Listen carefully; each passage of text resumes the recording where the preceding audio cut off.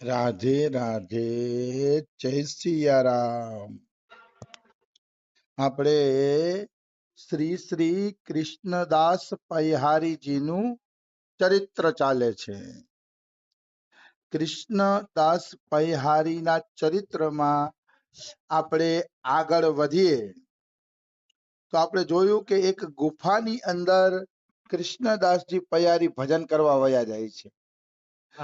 ઈ ગુફા જયપુરની બાજુમાં કુલહુ નામનો પ્રદેશ છે। ઈ કુલહુમાં આ બધી પહાડીઓ આવેલી છે।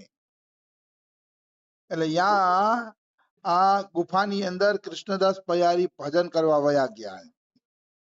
હવે ગામવાળાને ખબર નહોતી કે આ ગુફામાં કોઈ સાધુ આવ્યા છે, અને કૃષ્ણદાસ પૈહારીએ ગામવાળાને ન કીધું કે હું અહીંયા આવ્યો છું।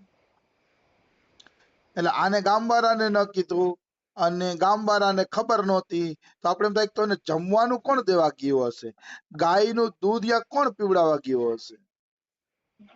તો ત્યાં સુધી આપણે પહોંચ્યા હતા કે એને ખરેખર જમવાનું કોણ દેવા આવે છે। તો એવી વાત છે કે ત્યાં એક ગોવાળિયો ગાયો ચરાવવા આવતો હતો। તો એ ગોવાળિયો છે ને, એની એક ગાય ટોળામાંથી છૂટી પડીને કૃષ્ણદાસજી પૈહારી જે ગુફામાં રહેતા ને એ ગુફા પાસે આવતી। રૂષ્ટપુષ્ટ ગાય હતી, સુંદર અને રૂષ્ટપુષ્ટ મસ્ત ગાય હતી। અને ઈ ગાય ગુફા પાસે આવતી અને પોતાની મેળાએ પોતાના થનમાંથી દૂધની ધારા વહાવતી। કે છે ને કે જેને દાંત આપ્યા છે એ ચાવવાની વસ્તુ આપી જ દે છે। ભગવાન બધાયની વ્યવસ્થા કરે જ છે, એમાં કોઈ એટલે કોઈ શંકા નથી। જીવને પૂરો વિશ્વાસ નથી। બિલકુલ। જો જીવને પૂરો વિશ્વાસ થઈ જાય ને તો ભગવાન બધી વ્યવસ્થા જમવાની કરે। એટલે ગુફામાં એકલા ભજન કરે છે, ત્યાં ગાય આવી અને દૂધની ધારા વહાવે છે કે મારું દૂધ પી લ્યો એમ। ઈશ્વર હંમેશા ભક્તોની મદદ કરવા માટે તૈયાર જ હોય છે, પણ જીવ જ કઈક ઈશ્વરને સમજી શકતો નથી। એમાં કોઈ એટલે કોઈ શંકા નથી। ભગવાન પ્રત્યેક અવસ્થામાં જીવની મદદ કરે છે, પ્રત્યેક અવસ્થામાં। તો આ દૂધની ધારા ગાયે વહાવી તો કૃષ્ણદાસ પૈહારીને એમ થયું કે અમારા ઠાકોરજીની જ ઈચ્છા છે, ને કે ગાય મારી ગુફા સામે આવીને દૂધની ધારા થોડી વહાવે। આ તો મારા ઠાકોરજીની જ ઈચ્છા, મારા ભગવાનની જ ઈચ્છા, ચાલો હું એનું દૂધ પી લઉં। એટલે એને કમંડલમાં ગાયનું દૂધ લઈ લીધું। ગાયનું દૂધ કમંડલમાં લઈ લીધું એટલે ગાય પાછી ગઈ અને પોતાના ટોળામાં સામેલ થઈ ગઈ। અને આને દૂધને વસ્ત્ર પૂત કરીને પી લીધું। પૂત એટલે પવિત્ર, વસ્ત્ર એટલે વસ્ત્રથી પવિત્ર કરીને। મોટા ભાગના સંતો દૂધ કે એવું કઈ લે ને તો વસ્ત્રમાંથી ગાળીને પવિત્ર કરીને જ પીવે છે, એને વસ્ત્ર પૂત કહેવાય। તો આવી પ્રથા અમુક સંતોમાં જોવા મળે છે। એટલે આમને સરસ રીતે વસ્ત્રપૂત કરી અને દૂધ પી લીધું। હવે ઓલી ગાય રોજે રોજ આવે, રોજે રોજ આવી અને કૃષ્ણદાસ પૈહારીના કમંડલને દૂધથી ભરી દે। કૃષ્ણદાસ પૈહારીને મજા થઈ ગઈ, કારણ કે ગાય દૂધ દઈ જાય એટલે માગવા જવું નહીં, નિર્વિઘ્ન પોતાનું ભજન કરવા માંડ્યા। કારણ કે ભાઈ આ માગવા જવું ને લપ કરવી રાધેશ્યામ કરવું ને વળી કોઈ આપે કોઈ ના આપે ને કેવડી મગજમારી। આ તૈયાર દૂધ મળી જાય તો કેટલી સરસ રીતે પ્રભુનું ભજન થાય। કબીરજી સાચું કહે છે કે આ પેટ છે ને એ કૂતરી છે, કે એ કૂતરીને 2 ટુકડા નાખી દો એટલે ભવ ભવ ન કરે કે, અને તમને શાંતિથી ભજન કરવા દે। વાત બિલકુલ સાચી છે। આ કૂતરી જ છે પેટ, એને 2 ટુકડા આપી દેવા જરૂરી છે। 2 ટુકડા આપીએ ને તો એ ભવ ભવ કરે નહીં અને ભજન કરવા દે, આવી વસ્તુ છે।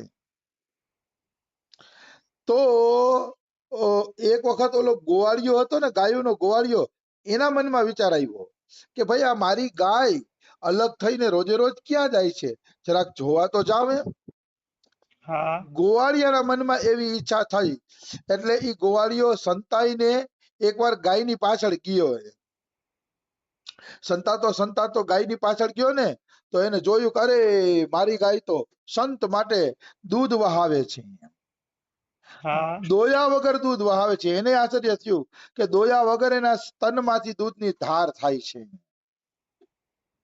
એટલે એ તો બહુ પ્રસન્ન થઈ ગયો, પોતાના ભાગ્યની સરાહના કરી અને પગમાં પડી ગયો કૃષ્ણદાસ પયારીના. અને પગમાં પડીને કે મહારાજ, આ ગાયના કારણે આજે મને તમને તમારા દર્શન થયા. મારા અહોભાગ્ય, મારી ગાયના પણ અહોભાગ્ય કે એને તમારી સેવા કરી અને મને તમારા દર્શન થયા. હા તો કૃષ્ણદાસ પયારી કે આ ગાય તારી છે બેટા? તો બોલો કે હા હા બાબા, આ ગાય મારી છે. તો કે બેટા આ ગાય તો નિત્ય મને દૂધ આપી જાય છે કે નિત્ય પ્રતિ. તો કે અમારા અહોભાગ્ય ને તમારી સેવા થઈ ગઈ. તો કે તો બેટા તું કઈક વરદાન માગી લે. કૃષ્ણદાસજી પયારી કહે છે કઈક વરદાન માગી લે. તો ગોવાળિયા કહે છે અરે મહારાજ, આપ જેવા સાધુ સંતોની સેવા કરવી તો અમારો પરમ ધર્મ છે, ભલા એમાં લેવા દેવાનું શું હોય? આ વાત ગ્વાલાએ અગત્યની કરી, કારણ કે મનુષ્ય છે ને લેતી દેતી નો વ્યવહાર સાધુ હારે ન રાખવો જોઈએ. બિલકુલ. સાધુ તો છે ને એની પાસે માગવું ન જોઈએ, ભગવત પ્રાપ્તિની પ્યાસ લઈને જાવી જોઈએ અને નિષ્કામ ભાવે એની સેવા કરવી જોઈએ. હા સાધુ પાસે સેવાના બદલામાં તમે નોકરી ધંધાની કે એની અપેક્ષા રાખો તો તમે છેતરાવશો હજી. હા સાધુ તો ભગવાનને પણ તમારી જોલીમાં નાખી દે એટલી તાકાત હોય છે સાધુમાં, અને ઈ સાધુ પાસે તમે કઈ બીજી વસ્તુ માગી લ્યો છો તો તમે છેતરાવ છો. નિશ્ચિત, એમાં કોઈ એટલે કોઈ શંકા નથી. તમે તમે છેતરપિંડીનો ધંધો છે તમારી હારે. સાધુ પાસે તો કેવલ ધર્મની આશા રાખવી જોઈએ, ભજનની આશા રાખવી જોઈએ અને ભગવાનની આશા રાખવી જોઈએ. સાધુ પાસે અન્ય અપેક્ષા લઈને જાય ને એને ભગવત પ્રાપ્તિ નથી થતી. એ નિશ્ચિત વસ્તુ છે. તો કે મહારાજ, અમારે કઈ લેતી દેતી કરવી નથી, આ તો અમારા અહોભાગ્ય કે તમારી આટલી સેવા આ ગાય દ્વારા અમારે થઈ. એ અમારા અહોભાગ્ય કે અરે મહારાજ, જો આ ગાય તમારી સેવા ન કરત ને તો અમને અપરાધ લાગત, અપરાધ કે અમારા ગામમાં એક સાધુ ભૂખો રહી ગયો કે. હા એટલે આ ગાયનું સૌભાગ્ય, અમારું સૌભાગ્ય તમારી સેવા બની ગઈ. નકર તમારા જેવા સિદ્ધ સાધુ અમારા ગામમાં રોટી વગરના રહી જાય તો અમને અપરાધ ન લાગે કે? તો વળી કૃષ્ણદાસ પયારી કે છે પેલા તું કઈક માગી લે. તો કે ના ના, અમારે કાંઈ જોતું નથી કે તમારી કૃપાથી ઘરમાં ભૈરું પૂયરું બધુંય છે. દૂધ દહીં ની જગ્યાએ દૂધ દહીં છે અને પૂતની જગ્યાએ પૂત છે. મતલબ દૂધ દહીં નો ધંધો છે અને છોકરાઓ ઘરમાં રમે જ નાના નાના, એટલે કઈ ઉપાધિ નથી. હા એટલે કઈ કે ઉપાધિ નથી. ઈ કે ચિંતા ના કરો તમે. સમજાણું? હા પછી પછી આની નિષ્કામતા જોઈને, આની સદભાવના જોઈને, નિષ્કામતા અને સદભાવના જોઈને મહારાજજીને મન થઈ ગયું કે આને તો કઈક આપવું જ છે. આ તો ખરેખર નિષ્કામ છે, કઈક દેવું છે. એટલે કૃષ્ણદાસ પયારીએ વારંવાર કીધું બેટા હવે તો તું કઈક માગી જ લે, હવે તો મારે તને આપવું જ છે, તું કઈક માગી લે.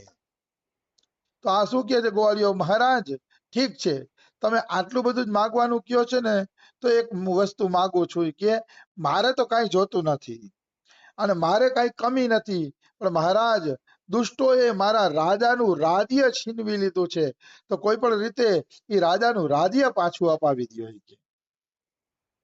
દુષ્ટ લોકોએ એ છીનવી લીધું છે તો એ રાજાનું રાજ્ય પાછું અપાવી દો. અમારા રાજા બહુ ભલા માણસ છે. તો કૃષ્ણદાસજી પયારી કે અરે ભલા માણસ, મેં તો તને માગવાનું કીધું તું. જો રાજા બાજા અરે મારે કઈ મતલબ નથી, રાજા હા બાજા અરે હું કઈ મતલબ ન રાખું, તારે કઈ જોતું હોય તો બોલ. તો કે મહારાજ મારે કઈ નથી જોતું, પણ રાજા માટે આપો. ત્યારે કૃષ્ણદાસે વિચાર્યું કે આ રાજા કેટલો પ્રજા વત્સલ હશે, કેવું પ્રજાનું પાલન પોષણ કરતો હશે કે એની પ્રજા રાજાનું રાજ્ય માગે છે. એટલે કૃષ્ણદાસ પયારી કીધું તારો રાજા હારો છે, પ્રજા વત્સલ છે, એટલે જાવું એની ઈચ્છા પૂરી કરી શકીએ. એટલે હું એની ઈચ્છા પૂરી કરી શકે, નહીતર હું કોઈ રાજા બાજાને વરદાન નથી દેતો, પણ તારા રાજાથી હું પ્રભાવિત થયો કે વાસ્તવમાં ઈ કોઈ ભગવાનના ઘરનું માણસ હશે. હા આવી વસ્તુ છે. તો કે જા બોલાય આવ તારા રાજાને, એ હું એને વરદાન દેવા માટે તૈયાર છું ઈ કે.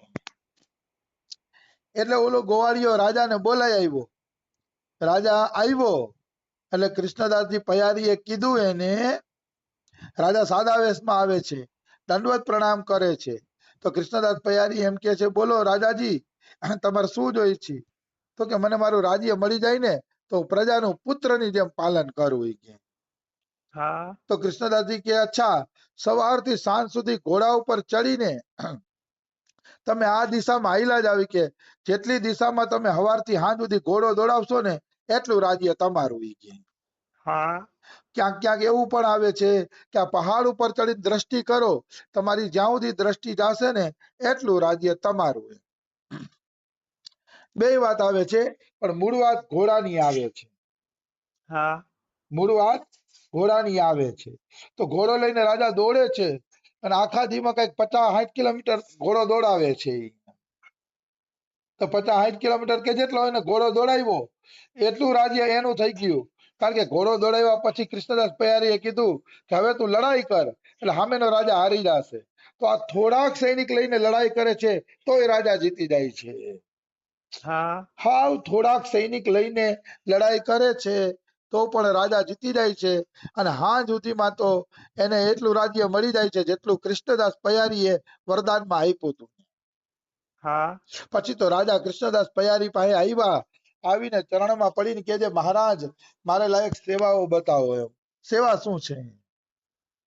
ત્યારે કૃષ્ણદાસ પયારી કહે છે કે ભાઈ, આ એક ગોવાળિયાના દૂધના કારણે તને આવડું મોટું રાજ્ય મળ્યું છે કે સસ્તામાં મળી ગયું છે કે, એટલે આજથી હું તને આદેશ આપું છું કે તારે સંત સેવા અને ભગવાનની સેવા ક્યારેય છોડવી નહીં.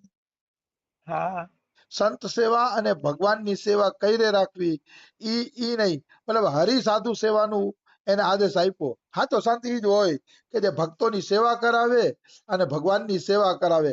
કારણ કે ભજવે કો દો ઈ સુગર, કે હરિદાસ. નાભાજી લખે છે, નાભાજી મહારાજને કદાચ કોકે પૂછ્યું હશે કે આ જગતમાં કોનું ભજન કરવું, કોનું ભજન કરવું, ત્યારે નાભાજી એમ કહે છે, સબ સંતન મિલી નિર્ણય કિયો. બધાય સંતોએ મળીને નિર્ણય કરી દીધો છે, તમે નિર્ણય ન કરતા, તમે બુદ્ધિ નો હલાવતા. કે સંતોએ નિર્ણય કરી દીધો છે. સબ સંતન મિલી નિર્ણય કિયો, મત વેદ પુરાણ ઇતિહાસ. મતલબ વેદો પુરાણો ને ઇતિહાસ ને મથીને સંતોએ આ નિર્ણય કર્યો છે. એમને નહીં કે ખાલી વાતું એ. સંતોએ આ ઇતિહાસ પુરાણ મથીને આ વાત કરી છે. સબ સંતન મિલી નિર્ણય કિયો, મથ વેદ પુરાણ ઇતિહાસ.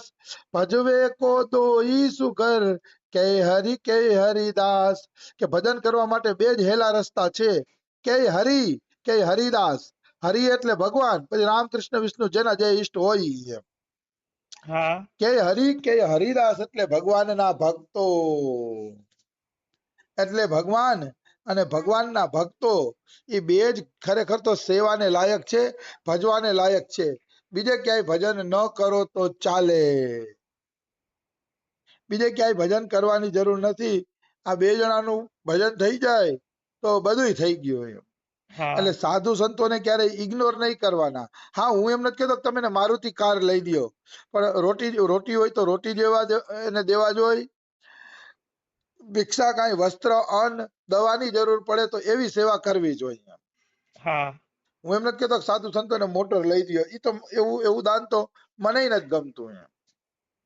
મોટર લઈ દેવું, પણ દવા દારૂ છે, કપડા છે, કોઈ એવી જીવન જરૂરી વસ્તુ જો સાધુને જોતી હોય તો સાધુ સેવા કરવી જોઈએ. કારણ કે સાધુ સેવા અને ભગવત સેવા આ બે વૈષ્ણવતાના મૂળ છે. એમાં કોઈ એટલે કોઈ શંકા નથી. એટલે આ રાજાને સાધુ સંત સેવાનો ઉપદેશ આપ્યો. રાજાએ એ પ્રેમથી સ્વીકાર કરી લીધો અને રાજા પછી સાધુ સંતોની સેવામાં લાગી ગયા. તો આ રીતે એક ગોવાળિયાના કારણે રાજાને પોતાનું રાજ્ય પાછું મળ્યું અને રાજા પણ સુખી થયો, પ્રજા પણ સુખી થઈ. આજે સંત સેવાનો પ્રતાપ, સંત સેવાનો આવો પ્રતાપ હોય છે. તો સમય થઈ ગયો છે, બીજું આપણે કાલે લઈ લેશી. રાધે રાધે, જય સિયા રામ. રાધે રાધે.